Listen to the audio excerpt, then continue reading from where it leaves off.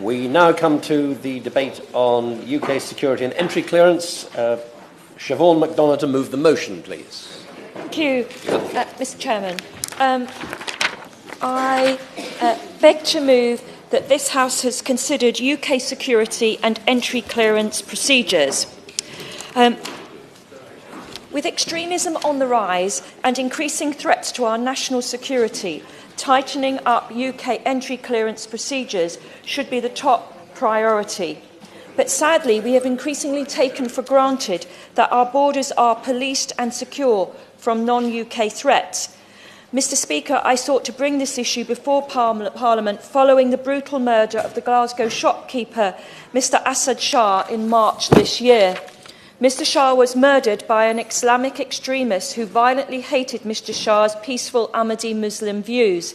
His killer, Tanvir Ahmed, declared he killed Mr Shah in order to, and I quote, protect the honour of Islam. Mr Shah's brutal murder, the first of its kind on UK soil, holds terrible implications for this country. The radical extremist Islamist views that inspired this have been fanned by extremist preachers from outside the UK, being allowed to come into this country and spread their hate. And our entry clearance regulations have failed to stop this from happening. Anti-Ahmadi hate preachers are being let into the UK as we speak, calling on Ahmadi Muslims to be killed on account of their faith. For instance, just a month after Mr Shah's murder, a prominent anti-Ahmadi preacher from Pakistan was touring UK mosques with his message of hate.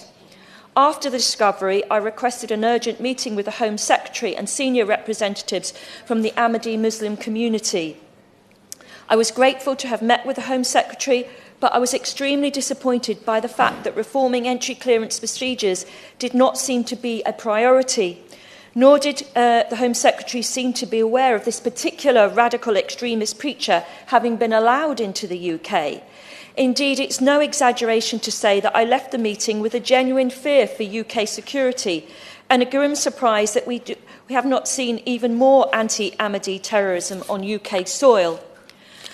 I had no reservation in saying that the inadequate Home Office entry clearance procedures are allowing entry of individuals who pose a direct threat to our democracy and our social cohesion, and I will be highlighting why it is so urgent that the Home Office tackles this immediate problem now.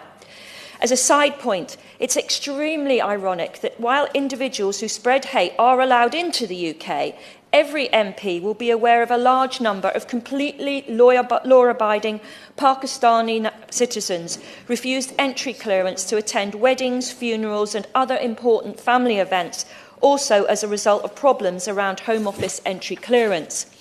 I want to turn now to a case study which highlights the gravity of the situation. Mufti Muhammad Hanif Qureshi is a radical Islamist cleric from Pakistan who has recently been allowed into the UK to spread the sort of anti-Ahmadi hate that murdered peaceful Mr Asad Shah. To clarify, the Ahmadi Muslim community, which Mr Shah belonged to, is a persecuted religious group in Pakistan. The Ahmadis live by their message of love for all, hatred for none, and they categorically reject terrorism in any form. But despite how well established and peaceful this community is, Ahmadi Muslims are victims of terrible injustice, as they do not believe that Muhammad was the final prophet sent to guide mankind. They face accusations of heresy amongst Orthodox Muslims, and at worst they faced extreme violence in Pakistan and now sadly in the UK too. Anti-blasphemy and anti-terror laws are wrongly used against them in Pakistan. They are murdered on the grounds of their faith. To this day, they are branded worse than apostates by hardliners and forbidden by the state to call themselves Muslims. Indeed, the intolerance and hatefulness has made its way to the UK. The Muslim Council of Britain have long been criticised for not acting to counter anti-Ahmadi hatred, partly because it does not recognise the Ahmadis as Muslims either. But Mr Asad Shah in Glasgow was the first Ahmadi Muslim to be murdered on UK soil on grounds of his faith. And Mufti Hanif Qureshi is an individual who is greatly responsible for spreading these messages of hate. He is the founder of Shabab-e-Islami and is well known for his virulent anti-Ahmadi preaching in Pakistan, the sort of which inspired the murder of Mr Shah. For instance, in a recording of a sermon Qureshi delivered in 2014, which is freely available on YouTube, he said with regard to Ahmadi Muslims, "Let them know, those who consider Sunnis as cowards, that Allah has honoured us with the courage and power to strangulate those involved in blasphemy, to cut out their tongues, and to riddle their bodies with bullets. For this, nobody can arrest us under any law." Indeed, these sorts of highly inflammatory and hateful sermons have incited others to commit violence and murder. In 2011, Pakistani politician Salman Taseer, who opposed Pakistan's anti-Ahmadi laws, was shot dead by his bodyguard, Mumtaz Qadri. After his arrest, Qadri said that he had been inspired to act by a 2010 sermon delivered by Qureshi in Rawalpindi, in which the cleric branded the likes of Taseer as deserving to be killed under Islamic law. Qureshi was arrested after Taseer's murder, but was later released and continued to defend the murder in public sermons before Qadri was executed in January of this year. The shameful hate preacher who inspired the murder of a prominent Pakistani politician just a few years ago was last month allowed to enter the country without any problem, despite the murder of Mr. Asad Shah in Glasgow just months before. Could the Home Office not make the connection between the incitement of anti-Ahmadi hatred and the committing of murder? Just last month, Qureshi spoke at a Luton mosque on May the 4th, where, according to the mosque's spokesperson, he made a very impressive speech to an audience of hundreds. This event also doubled up as the 36th annual Qatni Nabawat meeting at the Luton Mosque. This movement, translated as the finality of the Prophet, has been implicated in the violent persecution of members of the Ahmadi religious sect in the UK and Pakistan. Despite this, it is a registered charity in the UK and is listed on the Charity Commission website. Honourable members may well be aware that Qatni Nabawat is also well known for its anti-Ahmadi views and regularly invites preachers from Pakistan to visit the UK on speaking tours and to spread the message of hate. Qureshi is just one example. His words have incited violence in Pakistan, and they will incite violence in this country too. Qureshi should be banned from ever travelling to Britain, given the context of anti-Ahmadi sentiment in the UK and growing religious violence across Europe. His message of hate has no place here. How on earth could he have been granted entry clearance? A quick Google search brings up hundreds of English-language news stories about his preaching, and yet the basic level of research was apparently beyond the Home Office.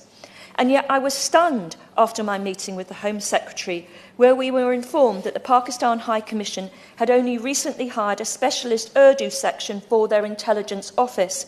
So up until recently, it seems there may have been nobody at the High Commission in Islamabad who actually understood some of the watch lists in the language unless translated into English. How can our anti-extremist measures be so weak that such terrible oversights occur? And while our UK authorities seem to lack the basic linguistic resources to identify extremist threats, we do know that extremist rhetoric can change to moderate for the English-speaking media and then revert to extremist for Urdu speakers. It is therefore much easier for radicals like Qureshi to switch between the two. The case study of Qureshi is important because we tend to take for granted that our borders are policed and protected for individuals who might cause harm in our country. We all lead our lives in the hopeful confidence that the Home Office and immigration officials are able to refuse entry clearance to any person who deemed undesirable. We put our faith in government departments and agencies to protect our democracy and police. As far as I know, there is no exhaustive list of reasons why someone's visa application can be rejected by UK authorities, but there is a list of unacceptable behaviours which would lead to a person being refused entry to or excluded from the UK. Qureshi seems to me to fulfil all of these criteria. These include using any means to express views which seek to justify or glorify terrorist violence, or incites or provokes other commitment such as terrorist acts, or fosters hatred which might lead to intercommunity violence in the UK. Exclusion is not targeted against any specific group. They can and have included far-right extremists, homophobic extremists, and Christian, Jewish and Islamist extremists. In a speech delivered in November 2014, the Home Secretary said that she had excluded hundreds of people from the UK, suggesting that these powers are sometimes enforced. She stated that 61 people had been excluded on national security grounds, 72 who were not conducive to the public good, and 84 who were hate preachers. So why was Qureshi able to enter the country just a month after his brand of anti-Ahmadi hatred had inspired the murder of the peaceful Glasgow shopkeeper? The expression... Would the Honourable Member give way? I thank the Honourable Member for giving way, and I'm very, very grateful to her for bringing this debate, because the murder of Mr Shah in Glasgow absolutely shocked all of us in the city. Would she agree with me that while hate preachers such as she has described are able to come into the country, the Ahmadiyya community in Glasgow and the rest of the UK can't really have confidence that this UK government is keeping them safe? I would completely accept the comments that the Honourable Members identifies. The expressions of hatreds we have seen across the country, particularly ever since the referendum vote was announced last week, should show us the importance of preventing extremism by all means. Quite simply, it threatens the fabric of our democracy and social cohesion. Even more so, Mr Shah's murder demonstrates how high the stakes are. Back in 2005, in the wake of the London bombings, the then Home Secretary, Charles Clarke, said that the government departments and intelligence agencies were working together to establish a full database of individuals around the world of dangerous people, and that such information would be available to visa and immigration staff and added to the UK's warning index. Of course, we cannot know the details of Home Office and intelligence workings, but we can assume, given the admission of Qureshi to the UK just last month, that this may not be working. And history teaches us the consequences that occur when the Home Office does not do its job properly. Take the example of Pakistani cleric Masood Azhar, who delivered extreme messages across the UK back over 40 mosques in the early 90s. At the time of his tour, he was chief organiser of the prominent Pakistani jihadist group, Harkat-ul-Mujahideen. We now know that Azhar, who was himself close to Osama bin Laden, planted the seeds of extremism from his 1993 UK tour to later inspire at least 2 Britons who went on to plan the London bombings of 2005 and the beheading of US journalist David Pearl. One would hope that UK authorities had learned their lessons, and yet the admission of Qureshi suggests that not as much has really changed. Take the short report, Student Rights, Tackling Extremism on Campuses, published by the Henry Jackson Society earlier this year, which detailed a range of individuals, many of whom have expressed extremist and hateful views, who were given a platform at UK universities, mainly in London, in the last year. These include South African politician Mr Julius Malema, convicted of a hate crime just a few years ago, Mr Asim Carr, who has compared homosexuality to incest and burglary, theft and sex abuse, and Mr Suleiman Ghani, who has expressed sectarian attitudes towards Ahmadi, claiming that they are not Muslims. The UK Ahmadi community and the very fabric of our democracy is under threat now more than ever. In April of this year, leaflets calling for members of the Ahmadi Muslim community to be killed have allegedly been distributed in universities, mosques and shopping centres in London. One leaflet distributed widely in Stockwell, for example, entitled Qadianis, a pejorative name for Ahmadis, describes Ahmadi as dualist infidels and worse than apostate. It prescribes the same punishment that is doled for apostates or those who denounce their own religion, giving Ahmadis 3 days to denounce their faith or else be awarded capital punishment. We also know that Scottish mosques are becoming increasingly radicalised in the wake of Mr Shah's murder. Meanwhile, anti-Ahmadi conferences have taken place in Slough just a month ago. The threat posed to our society is real and it's imminent. And And now, inept Home Office entry clearance procedures have allowed hate preachers like Qureshi, who has called for death penalties for Ahmadi Muslims amongst UK Muslim communities. These are dangerous times for our democracy, and the precedent for racial and religious hatred is huge. It is terrifying to see the British government has adopted such a double standard. At one end, it seeks to crush all extremism. We know from the recent terrible atrocities that this goal is more important than ever. And yet the government still gives visas to people like Qureshi who incite tolerance and even violence in our society. There should have been an absolute storm of anger following Mr. Shah's death.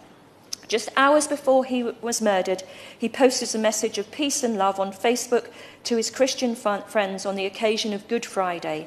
Hours later, he was brutally murdered outside the shop by a religious extremist. Why haven't we called out Mr. Shah's murder for what it is, religious hate crime? Is it because we can't be bothered to understand the victims of Islamic extremism include other Muslims as well as non-Muslims? I shudder at the thought that we do not take Mr. Shah's death more seriously. I am well aware that developing stronger Home Office entry clearance structures to screen out individuals like Qureshi from ever being able to come to this country are just part of the problem. Internet and social media communications mean that pan-national extremist and terrorist threats can spread beyond borders in seconds. But allowing such hatred to enter our borders is almost legitimising or endorsing their hate. Qureshi and all those who express his hateful views have no place in our country. Today, more than ever, we have to ensure that such individuals are not able to come here and spread their hateful message under the banner of free speech. In particular, I wish to ask the following questions to the Minister. To what extent can the Home Office check if a person has promoted hate and extremism when a visa application is made? How does the government monitor hate speech in Pakistan and elsewhere to help inform their visa decisions? Does the UK government give equal weight to hate speech, whether committed online, on TV, or in any media, including social media? How can individuals or organisations in Pakistan or the UK provide information on such matters that would be of use? What procedures will it put in place to make this easier? I sincerely hope that the Home Office sits up and takes seriously the deep flaws that are jeopardising security and social cohesion as we speak. Only then can we claim to have a society which promotes love for all and hatred for none, the Ahmadi ideal that we should all seek to live by. This is considered UK security and entry clearance procedures. Minister. Thank you, Sir Roger, and it's a privilege to serve under your chairmanship. And can I, at the outset, congratulate the Honourable Member for Mitcham and Morden for securing this debate and for highlighting what I think is an extremely important issue. The whole factors of hatred in our society and extremism are ones that we must challenge in all different forms. And she highlighted the appalling murder of Mr. Assad Shah in respect of the faith that he proffered. And that is something that we utterly condemn, and as a government we do take with the greatest of seriousness in combating those who would sow hatred in our country, in our communities, that might in some way inspire others to take action against our own citizens for the faith that they profess. I can say to the Honourable Lady that I have had extensive contact with the Ahmadi community over a number of years, visiting the mosque in Morden, and also I've had the privilege to sit down with His Holiness as well to talk through a number of issues, including those of how we combat extremism, how we combat terrorism. And I'm very clear of the enormous contribution that the Ahmadi community make to our society and our culture here in the UK. And I, for one, would be one that would stand up and defend their right to profess their faith and to practice their faith without fear of any intimidation or any violence being taken against them. So I can certainly assure her at the outset of my personal commitment on these issues and the steps that I have taken over a number of years to work with the Ahmadi community and the respect that I have for them and the work that they do in so many different ways. The Honourable Lady highlighted in her contribution a number of points as to confronting extremism and also in terms of the way in which our visa processes operate. And perhaps I may respond to her to give her reassurance on the importance that we attach to this and the steps that are taken to prevent preachers of hate from coming into this country. I'm unable to comment on individual cases as to those that are subject to orders and otherwise, but I would like to perhaps take her through some of the processes and procedures that we do adopt, and equally in underlining that this Home Secretary has banned more hate speakers than any other Home Secretary that has preceded her, and her commitment to this. It does give me the opportunity to clarify that we do have robust policies and procedures in place to ensure that foreign nationals who seek to undermine the national security and values of the UK through violence and hatred can be prevented from coming here to do so. Visas, entry clearances are important tools in reducing illegal immigration, tackling organised crime and protecting national security. Visas allow us to intervene before someone arrives in the UK. The information provided in the application process enables us to identify links we would otherwise not have known about and, where appropriate, prevent someone from coming to the UK by refusing a visa. Of course, it is of paramount importance that immigration processes we have in place ensure that individuals who have come to notice as a threat to the UK's security and society, or who may present such a threat, are prevented from coming here to spread their messages and incite violence. Visas are an important part of our immigration system, which is fair to legitimate migrants and tough on those who flout the rules. We do have strong processes in place at all stages: visa application, leave to enter and extension of stay, to provide assurance that appropriate checks are being made before any leave is granted. UKVI staff play a critical role in distinguishing between those who are entitled to come to the UK to stay here and those who are not. This requires appropriate application of the immigration rules and a series of checks on individuals to make accurate decisions to help keep the UK safe and secure. The Border Force and UK visas and immigration operating mandates require specific checks to be made and referral to experts where necessary. Entry clearance officers also receive a range of training to support them in identifying individuals who may pose a threat to the UK. For those who need a visa to come to the UK, the application process requires the applicant to declare any criminality or immigration offence and to provide their facial image and fingerprints as biometrics. Entry clearance officers are required to check a range of databases, including biometric, Home Office and police databases, for any traces of the applicant's history. The biometrics fix the identity of the applicant so that entry clearance officers can identify the same individual in the future, and important information is also provided about the applicant's immigration history, including any travel ban or exclusion order is available, even if, for instance, they change their name or seek to conceal their identity. In addition, applicants must qualify for entry under the immigration rules and will normally be refused a visa or leave to enter or remain if they do not. The Authority to Carry scheme, operated by the National Border Force Targeting Centre, means that carriers, including airlines, require authority to carry individuals to the UK. That authority may be refused for any individual who has been excluded from the UK, whom the Home Secretary is in the process of making the subject of an exclusion order, or who is the subject of United Nations or EU travel restrictions. If authority to carry a specific individual is refused and that individual is carried to the UK, the carrier will be liable to a financial penalty of up to £50,000. Our processes on arrival at the border also include full checks against Home Office databases, providing further assurance.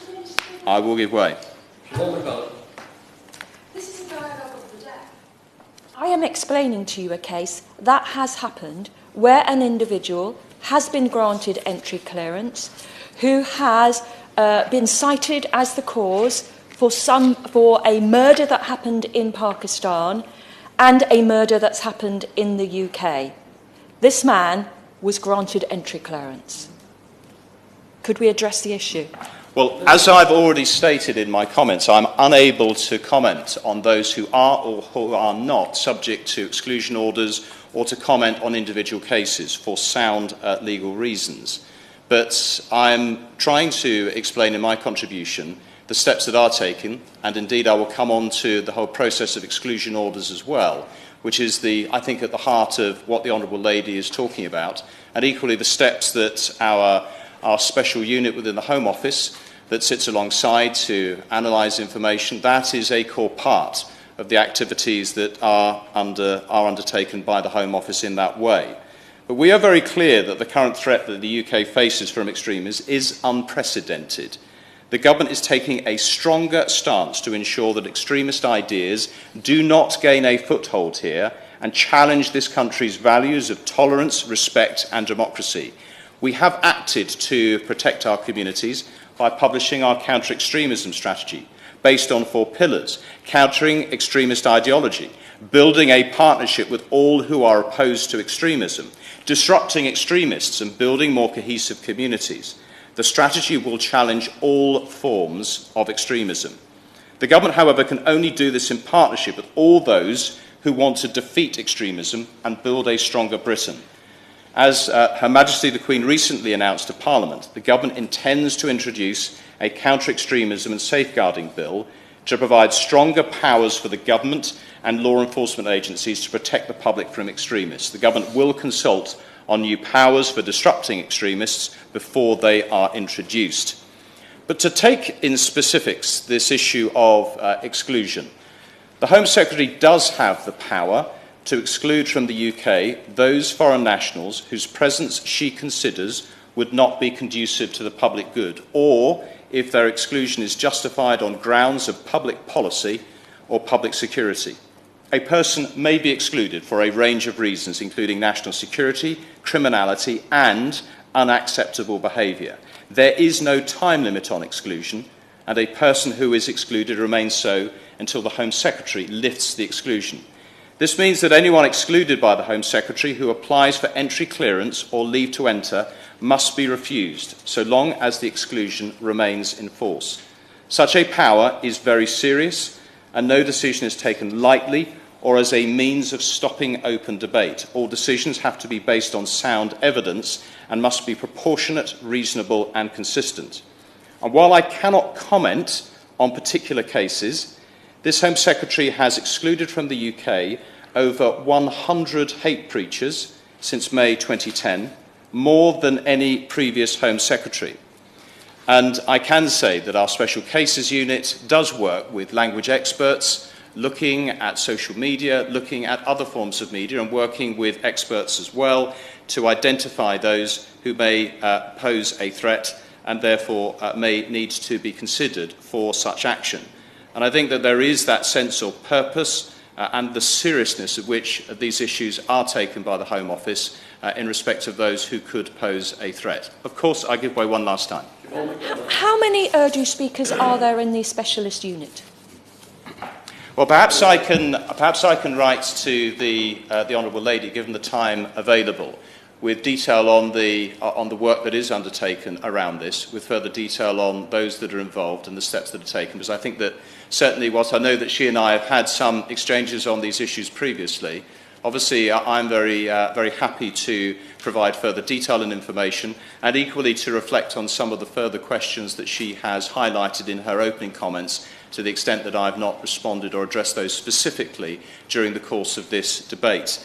But I would like to underline the unprecedented nature of the threat that the UK faces from extremism, with extremists using the internet to spread their ideologies quickly and on a scale that we have not seen before. That is why we have come forward with those new approaches in relation to combating and confronting extremism, how we recognise the challenge that we do face in our communities if extremism takes root. And again, she was absolutely right to highlight the appalling murder of Mr. Shah and the impact that that, I know, had in the community in Glasgow. And I certainly recognise that, and why I make the points that I do in the very firm and clear way in which I'm doing that. to underline our utter condemnation for any acts of violence, the appalling nature of the murder of Mr. Shah, and equally the resolve and intent of this government to confront all forms of extremism, including the identification of those who may wish to travel to the UK and peddle their hate and peddle their ideology, and to ensure that we continue to take action to prevent their travel to the UK, to safeguard our communities and confront extremism in all of its forms. The question is that this House has considered UK security and entrance clearance procedures. As many of that opinion say aye? Aye. Contrary, no? Ayes have it. Order. Order.